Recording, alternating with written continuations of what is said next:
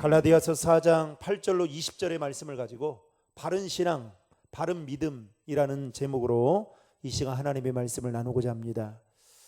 여러분, 그리스도인이 되었다는 것과 그리고 그리스도인답게 사는 방법은 다릅니다. 물론 이 문제는 늘 우리에게 혼돈을 불러일으키거나 미묘한 착오를 가져다 줍니다. 바울이 말한 대로 그리스도인이 되었다는 것은 우리의 공로나 우리의 노력으로가 아닌 오직 하나님의 은혜로 되었다라는 겁니다. 게다가 우리가 의롭다함을 받은 것도 저와 여러분이 율법을 잘 지키거나 또는 하나님의 말씀대로 믿음대로 살아서가 아니라 예수 그리스도를 믿는 믿음으로 말미암아 그 믿음 때문에 의롭게 되었다. 바울은 갈라디아 교회 성도들에게 지금 이렇게 말하고 있는 것입니다. 여러분, 갈라디아서 2장 16절의 말씀을 화면을 보고 같이 읽겠습니다. 사람이 의롭게 되는 것은 율법의 행위로 말미암음이 아니요 오직 예수 그리스도를 믿음으로 말미암은 줄 알므로 우리도 그리스도 예수를 믿나니 이는 우리가 율법의 행위로서가 아니고 그리스도를 믿음으로써 의롭다함을 얻으려 함이라. 율법의 행위로서는 의롭다함을 얻을 육체가 없느니라. 아멘. 그러니까 이 땅에 살아가는 모든 사람들은 아무리 선하고 아무리 착하고, 아니 다른 사람이 봐도 이 사람은 태생이 너무 순하고 착하다라고 할지라도 여러분, 그 사람이 가지고 있는 어떠한 노력이나 공로나 그 마음을 가지고 의롭게 되는 것이 아니다라는 것을 바울은 지금 갈라디아 교회 성도들에게 말하고 있는 것입니다. 이처럼 그리스도인이 되었다는 것은 오직 하나님의 은혜로 믿음으로 말미암아 의롭게 되었기 때문에 하나님의 자녀답게 살아가야 되는 것은 어쩌면 당연하고 마땅하다라고 말할 수 있는 것입니다. 그런데 많은 사람들이 오해하는 것 중에 하나가 바로 하나님의 자녀답게 사는 것을 구원의 조건으로 여기고 있다라는 겁니다. 여러분, 사람의 수고가 절대로 구원의 조건이 될 수 없습니다. 그것은 상급과 연관되어 있어요. 그러니까 여러분, 구원은 전적으로 믿음을 통해서 받는 거지만 상급은 여러분들의 행위를 통해서 받는 겁니다. 그러니까 우리는 다 구원받아서 예수를 진짜 믿으면 구원은 받아요. 그러나 천국에 가서 그 상급은 아마 개개인별로 다 다르게 될 것입니다. 그래서 여러분, 교회에서 열심히 하는 게 중요해요. 게다가 구원의 조건은 전적으로 예수 그리스도를 믿느냐에 달려 있습니다. 그런데 간혹 성도들 중에는 내가 하나님의 자녀인데 하나님의 자녀답게 살지 못한 거에 대해서 구원의 은혜를 입을 수 없는 조건으로 생각하는 경향들이 있다라는 겁니다. 다시 말하면 지금 내가 그리스도인답게 살지 못하기 때문에 고로 나는 은혜 받을 자격이 없다. 그리고 지금 내가 죽어도 천국에 갈 자신이 그렇게 많지 않다라고 말하는 이유들은 대부분의 사람들이 마치 나의 행동에 따라서 구원의 조건이 왔다 갔다 하는 것처럼 생각하기 때문에 그런 것입니다. 여러분, 우리가 예수님을 신의 자리로 올라가서 그분을 끌고 내려왔습니까? 아니죠. 예수님 스스로가 우리를 위해서 육신의 몸을 입고 그 신의 자리를 버리고 이 땅에 육신의 몸을 입고 내려오셨습니다. 우리가 끌고 내려온 것이 아니라 예수님이 친히 내려오신 것입니다. 이게 바로 은혜인 것이죠. 즉 우리의 노력과는 무관하게 예수님이 그 하늘의 영광을 버리고 낮고 천한 모습으로 이 땅에 내려온 것이야말로 은혜인 것처럼 여러분, 저와 여러분들이 구원을 받게 된 것도 믿음을 통해서 받게 된 것이 하나님의 은혜인 줄로 믿으시기 바랍니다. 이것을 아는 사람, 삶의 자리에서 감사하며 살아갈 수 있는 것이죠. 당시 바울과 갈라디아 교회 성도들과의 관계는 매우 좋았습니다. 아니 쉽게 말하면 인간적인 관계를 뛰어넘는 아주 친밀한 관계였습니다. 오늘 본문 12절부터 15절까지 말씀을 보면 갈라디아 교회 성도들은 바울의 육체의 약함으로 보지 않았습니다. 여러분 좀 죄송합니다만 목사도 아프지 않아야 되는데 아플 때가 있잖아요. 그렇죠? 그러면 또 이제 어떤 분들은 그렇게 말하는 분이 있어요. 목사님이 기도를 안 해가지고 영성이 그렇게 약하니까 저렇게 비실비실 된다고. 그래서 목회자들이 그 말 안 들으려고요 얼마나 노력하는지 모릅니다. 자기는 아플 때는 어때요? 자기 영성은 아무렇지 않고 목사님 영성은 그렇게 보고. 그리고요 또 한 가지는 목사님이 이렇게 아프잖아요. 그러면 교인들이 걱정은 합니다. 그런데 교회가 이렇게 뭐랄까 조금 분위기가 안 좋은 교회들은 어떻게 생각하느냐, 별로 그렇게 좋아하질 않아요. 마치 병 앞에 장사 없다고 좋아하지 않습니다. 그런데 서울에 가면 강북제일교회가 있습니다. 지금은 이제 고인이 되셨는데 그 목사님, 강북제일교회 원로 목사님 계셨을 때 그 교회가 거의 한 7, 8천 명 출석했어요. 강북로에서 제일 큰 교회였습니다. 근데 아무튼 신천지가 들어오면서 완전히 교회가 폭삭 망하게 되고요. 그리고 지금까지도 그 여파가 엄청나게 10년 훨씬 넘었는데도 그게 지금도 아무러지지 않은 상태인데요.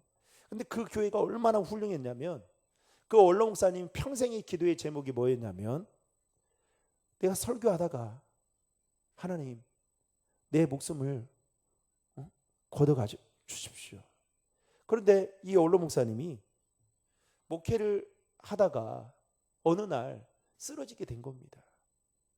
그러니까 교인들이 얼마나 교회가 막 부흥되고 교회가 아름답게 잘 세워져 가고 있는 그때에 교회가 목사님이 쓰러지니까 얼마나 교회가 걱정이 됐겠어요. 그런데 그게 목사님이 돌아올 줄 알고 계속 기다리는데 목사님이 안 돌아오시는 거예요. 무려 3년의 시간이 지났습니다. 그런데 그 교회가 참 훌륭했던 것은 그 원로 목사님을 끝까지 기다려준 거예요.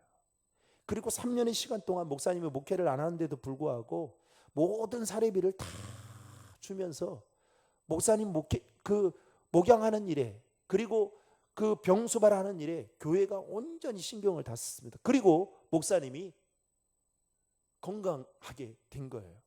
그리고 나서 아름답게 은퇴를 하고 후임자에게 넘겨주었습니다. 그리고 목사님이 미국에 넘어가서 새벽 기도를 하는 중에 새벽 기도를 하다가 하나님의 부르심을 받고 세상을 떠나셨는데요. 그게 큰 한국교회, 그야말로 그 강북제일교회가 그 목사님을 그렇게 한 거에 대한 것이 한동안 이슈가 된 적이 있습니다. 그런데 제가 왜 이런 말씀을 드리느냐, 이 갈라디아 교회 성도들이 바울의 육체의 약함을, 바울은 걸어다니는 종합병원이라고 했잖아요. 그러니까 바울이, 여러분, 많은 사람들에게 다 사랑만 받았겠습니까? 바울을 밉상으로 여기고 바울을 좋지 않게 바라보는 사람들도 있었을 거단 말이죠. 그런데 어떻게 해요? 그들은 바울의 육체의 약함을 약함으로 보지 않았다라고 말하고 있습니다. 그러면서 업신여기지 않았다라고 말하고 있고요. 심지어는 바울을 하나님의 천사와 같이 또는 예수 그리스도와 같이 극진하게 대접했다라고 말하고 있습니다. 더욱이 갈라디아 교회 성도들은 바울을 위해서라면 자신들의 눈이라도 빼어줄 만큼 바울을 사랑했던 사람이 바로 갈라디아 교회 성도들이었습니다. 여러분 14절과 15절의 말씀을 화면을 보고 같이 읽겠습니다.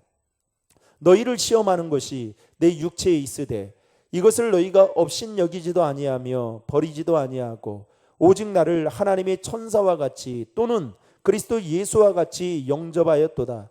너희의 복이 지금 어디 있느냐? 내가 너희에게 증언하노니 너희가 할 수만 있었더라면 너희의 눈이라도 빼어 나에게 주었으리라. 그만큼 바울과 갈라디아 교회 성도들의 그 관계가 얼마나 사랑으로 친밀해 있었는지 모릅니다.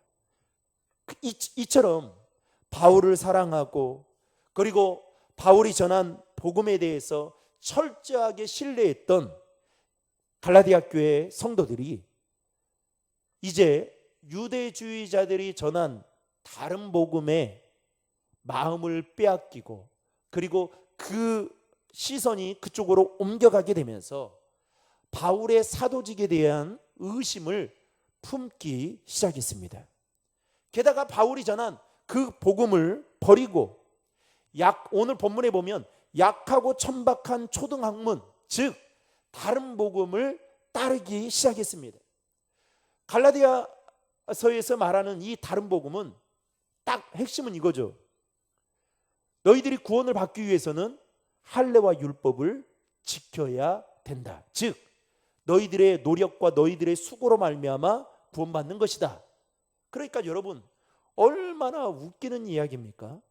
그런데 여기에 마음을 빼앗기게 되면서 이제 바울과 갈라디아 교회 성도들과의 관계가 이제는 뭔가 으스러지기 시작했습니다. 이에 대해서 바울은 갈라디아 교회 성도들을 생각하면서 참으로 이해할 수 없었습니다.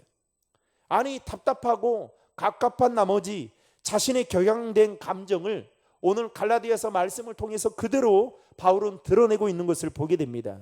게다가 이 다른 복음을 전했던 유대주의자들이 갈라디아 교회 안에서 그 3장에선가 보면 2장인가 3장에선가 보면 이들이 조용히 들어왔다라고 하잖아요. 여러분 당당할 필요가 있잖아요. 근데 요즘 보십시오. 신천지들 얼마나 당당한지 몰라요. 참 그것도 또 문제더만요. 그렇죠? 그들이 와가지고 이제 그런 다른 복음들을 전하게 되니까 바울의 사도성에 대해서 흠집을 내기 시작합니다. 그러면서 이 바울의 사도성에 대한 문제를 갈라디아 교회 성도들 중에 몇몇이 이제 흔들어내기 시작합니다.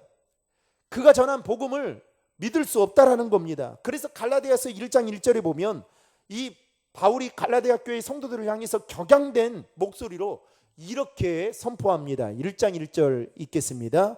사람들에게서 난 것도 아니요 사람으로 말미암은 것도 아니요 오직 예수 그리스도와 그를 죽은 자 가운데에서 살리신 하나님 아버지로 말미암아 사도된 바울은, 자신이 사도가 된 것이 사람들로부터 사람으로 말미암은 것이 아니다 라는 것을 여러분 갈라디아서 1장 1절에서 말하고 있어요.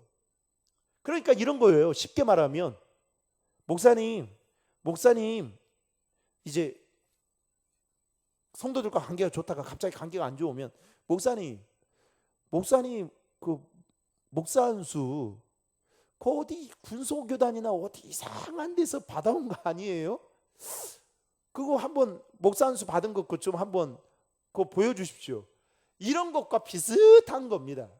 그러니 여러분 어때요? 9년 동안 목사가 되기 위해서 그렇게 힘써 그렇게 공부하고 그리고 살아왔는데 이 말을 들으면 어떻게 되겠어요? 마음이 무너질 수밖에 없겠죠. 바울 역시도 마찬가지였을 것입니다. 그러면서 바울이 갈라디아서 3장에 가서 뭐라고 이야기를 하냐면 그리스도의 십자가 외에 다른 복음을 따라가는 갈라디아 교회 성도들을 향해서 뭐라고 말하냐면 어리석도다 갈라디아 사람들아 라고 강하게 비판하고 있습니다. 그러니까 바울은 이렇게 본 거예요.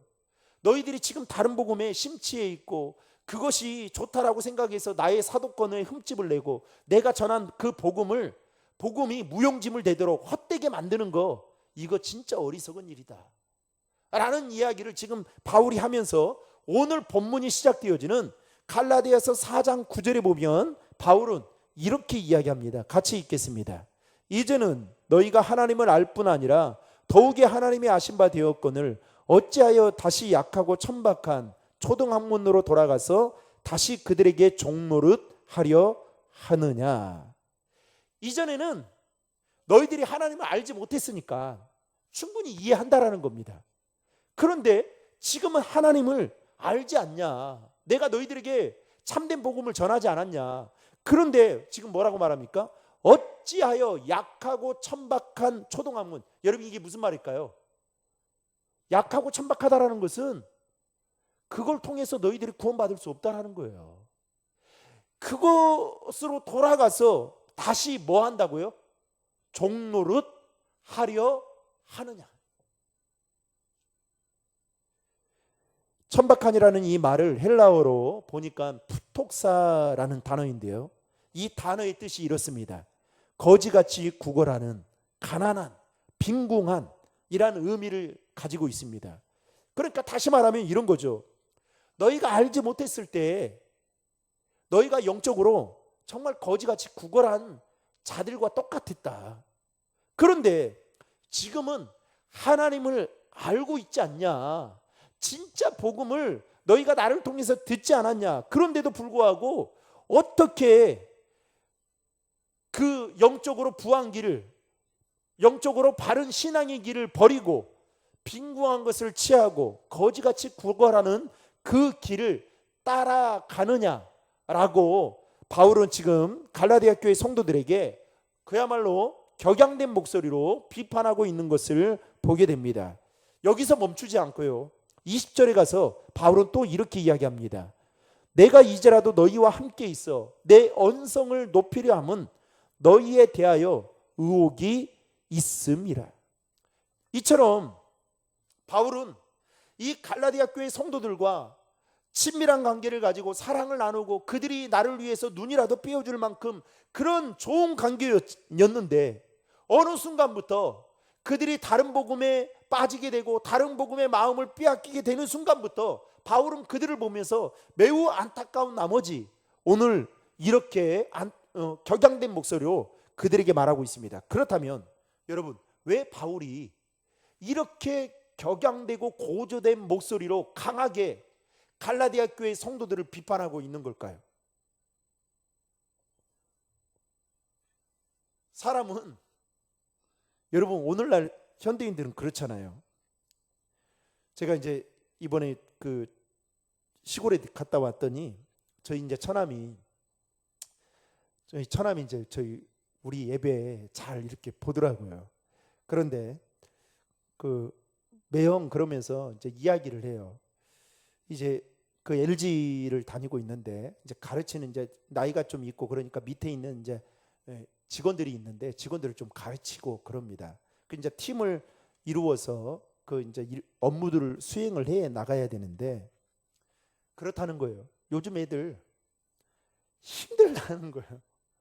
욕심도 없고 그리고 이렇게 말을 할 때 최대한 이렇게 존중해주고 높여주고 그리고 뭔가 이렇게 할 수 있다라고 말을 해야, 자기 마음은 안 그런데도 불구하고 그렇게 해야 말똥하다라는 거예요. 그래서 너무 답답해가지고 다른 쪽으로 팀을 옮겼다 하더라고요. 나 혼자 이렇게 애걸복걸하고 이게 마음 이렇게 상해서는 안 되겠다라는 생각이 들더라는 거예요. 여러분, 그런데 한번 생각해 보십시오. 바울이 아무리 자신이 지금 사도라고 생각하고 말을 하는데 지금 바울이 하는 이 말들이 어때요? 들을만 합니까? 듣기에 아주 거북스럽죠. 여러분, 담임 목사가 여러분들에게 신앙생활 열심히 하십시오, 독려하는 말 여러분 할 수 있어요, 없어요? 할 수 있습니다. 담임 목사니까 할 수 있잖아요. 담임 목사니까. 그런데 여러분, 이걸 한 번, 두 번, 세 번, 네 번, 다섯 번, 여섯 번 이렇게 하다 보면 여러분 할렐루야 아멘 여러분 받습니까? 아이고 목사님 말씀하세요. 앵무새처럼. 저는 제 생각대로 살렵니다. 지금 이런 마음이었을 거다. 그렇다고 여러분 바울이 눈치가 없었을까요? 그것도 아니었을 거단 말이죠. 그런데 왜 바울이 이렇게 지금 격양되고 고조된 이 목소리로 갈라디아 교회 성도들에게 말하고 있느냐? 여기에는 두 가지의 바울이 가지고 있었던 마음이 있었습니다. 첫 번째는 바울은 갈라디아 교회 성도들을 포기하지 않는 마음을 가지고 있었습니다. 당시 갈라디아 교회 성도들은 유대주의자들이 전한 그 천박한 초등학문에 빠져 있었습니다. 그리고 유대주의자들은 그 갈라디아 교회 성도들을 대상으로 그들이 율법에서 지켜야 될 그 날과 달과 절기와 해를 지켜야 되듯이 이들도 율법을 지켜야 구원을 받을 수 있다라고 말했습니다. 바울은 그런데 포기하지 않았어요. 그들이 다시 회복될 수 있도록 때로는 강한 메시지로, 때로는 언성을 높여가면서 이들을 어르고 달래면서 그들이 돌이키기를 소망했습니다. 9절과 11절에 보면 이렇게 이야기합니다. 어찌하여 다시 약하고 천박한 초등학문으로 돌아가서 다시 그들에게 종로를 하려 하느냐. 11절에 가서는 수고한 것이 헛될까 두려워하노라.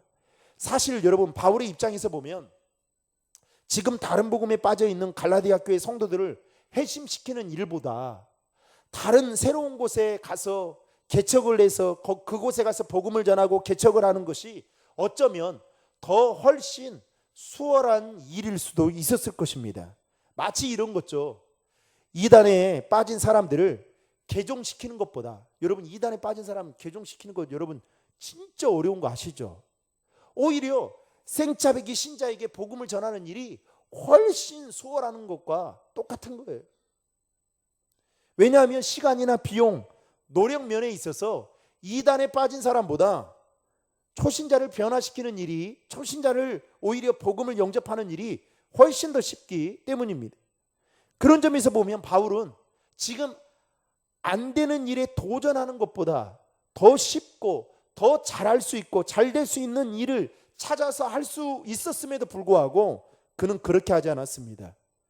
갈라디아 교회 성도들을 포기하지 않았기 때문입니다. 개인적으로 생각하면 바울은 마음이 상했을 것입니다. 왜요? 갈라디아 교회 성도들이 자신의 사도권에 대해서 의심을 품고 공격하기 시작하고 또 그가 전한 진짜 복음에 대해서 의심을 하기 시작했습니다.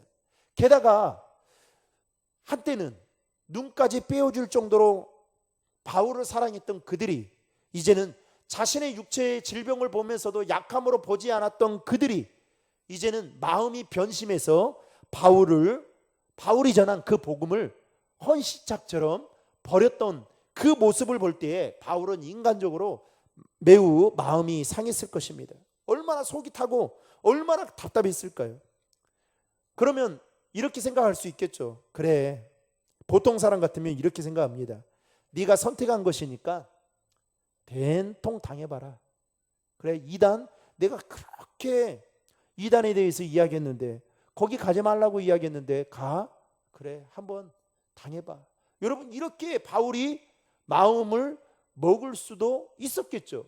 그런데 바울은 그렇게 하지 않았습니다. 그들을 포기하지 않았어요. 그들의 마음을 돌려놓기 위해서 애타는 마음을 가지고 복음의 진리를 선포했습니다. 여기서 우리는 바울의 이와 같은 마음을 배워야 됩니다. 여러분, 우리는 신앙생활 하는데 포기하는 것들이 너무 많잖아요. 기도하다가 응답 안 되면 포기하고, 또 상황과 환경이 그렇게 썩 좋지 않으면 그냥 포기해버리고. 그런데 바울은 어떻게 해요? 그 한 영혼을 어떻게든지 구원하고자, 하나님 앞으로 인도하고자 그 마음이 있었기 때문에 그들이 자신에게 어떻게 대하든 간에 그것과 상관없이 바울은 그들에게 진정한 복음의 진수를 선포하고 있는 것을 보게 됩니다. 사랑하는 성도 여러분, 오늘 바울이 갈라디아 교회 성도들을 생각하며 품었던 이 마음이 저와 여러분들에게도 동일하게 있기를 주님의 이름으로 축원합니다. 마지막으로 바울은 그 인간적으로 생각하면 정말 멀리하고 싶었던 이 갈라디아 교회 성도들을 향해서 계속해서 격양된 고조로 또 말씀을 선포했던 그 이유는 바로 해산의 수고를 감당해야겠다라는 마음이 그에게 있었기 때문입니다. 여러분 19절의 말씀 화면을 보고 같이 읽겠습니다. 나의 자녀들아 너희 속에 그리스도의 형상을 이루기까지 다시 너희를 위하여는 해산하는 수고를 하노니. 여러분, 바울은 실제로 해산의 수고를 경험한 적이 없었습니다. 남자이죠. 게다가 결혼도 안 한 총각이었습니다.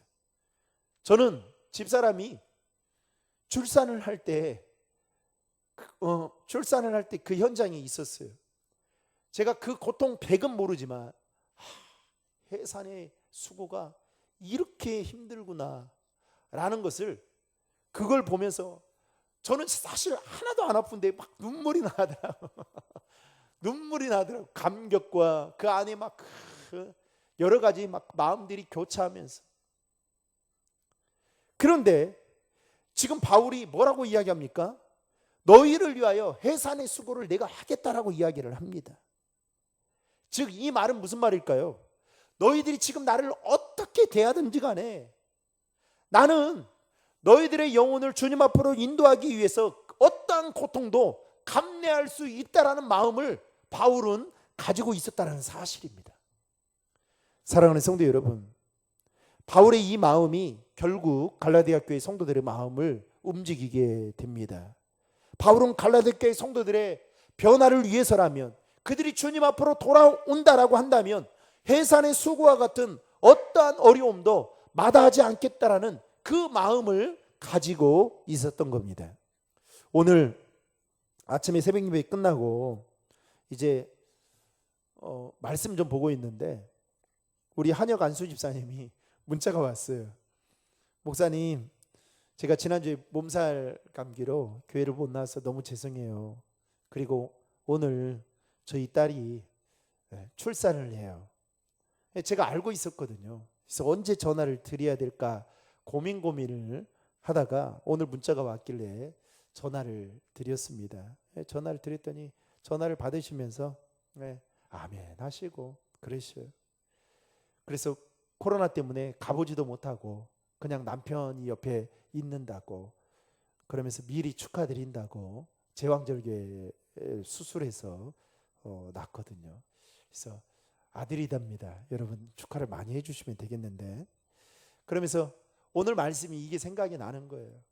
그 경아자매가 그 뱃속에 있을 때 10개월 동안 있다가 태어나서, 그리고 장성하기까지, 그리고 장성해서 이제 결혼을 하고, 그리고 이제 아이를 갖고 또 출산해서, 여러분 거기서 끝나는 게 아니잖아요.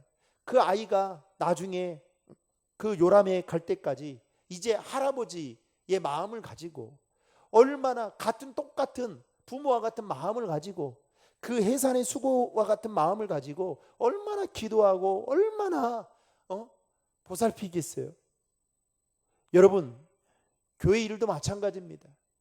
우리가 이렇게 편하게 예배를 드리지만 누군가 우리가 편하게 예배를 드릴 수 있도록 보이지 않는 곳에서 해산의 수고를 하는 사람들이 얼마나 많은지 모릅니다. 여러분, 저는 저녁마다 요즘에는 제 집에 있지만 마음은 저녁마다 밖에 나가고 싶은 마음이 있어요. 왜 그런지 아세요? 십자가 보고 싶어요. 십자가 반짝반짝 빛나는 그 십자가와 간판. 그래서 속으로 기도합니다. 하나님, 우리 교회가, 제가 보니까 우리 교회만한 십자가가 없어요. 제 눈에는 그렇습니다만 교회도 우리 교회 글씨만한 게 보이지 않아요. 얼마나 이뻐 보이는지. 여러분, 글씨가 이뻐 보이더라니까요. 진짜 십자가가 여러분 보면 더 보고 싶어져요. 진짜 우리 집에서 내다봤을 때 십자가가 보인다면 저는 한참 보고 있을 것 같아요.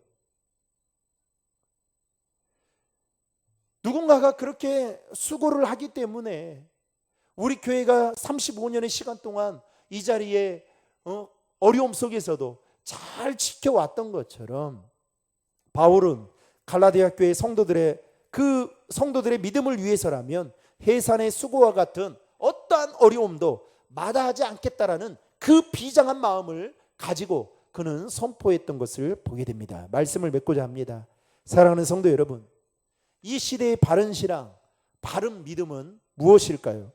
그것은 바로 바울이 오늘 본문을 통해서 보여줬던 그 마음입니다. 즉, 한 영혼을 소중하게 여기고 그 영혼을 결코 포기하지 않는 그 마음을 품고 살아가는 것. 바울이 품었던 그 마음이 곧 예수 그리스도의 마음이었던 것이죠. 저는 저와 여러분도 동일하게 바울이 품었던 이 마음과 같이 여러분 한 영혼을 소중하게 여길 뿐만 아니라 그 영혼을 포기하지 않는 그 마음을, 하나님의 마음을 품고 바른 신앙, 바른 믿음을 가지고 신앙생활하는 저와 여러분 될 수 있기를 주님의 이름으로 축복합니다. 더 나아가서 해산의 수고를 감당해야겠다라는 그 결단을 품고 나아갈 때에 하나님은 우리를 통해서 수많은 영혼들을 주님 앞으로 인도하게 될 줄로 믿으시고, 저와 여러분의 신앙생활이, 저와 여러분의 믿음이 하나님 보시기에 바른 신앙, 바른 믿음을 가지고 살아갈 수 있기를 주님의 이름으로 축원합니다.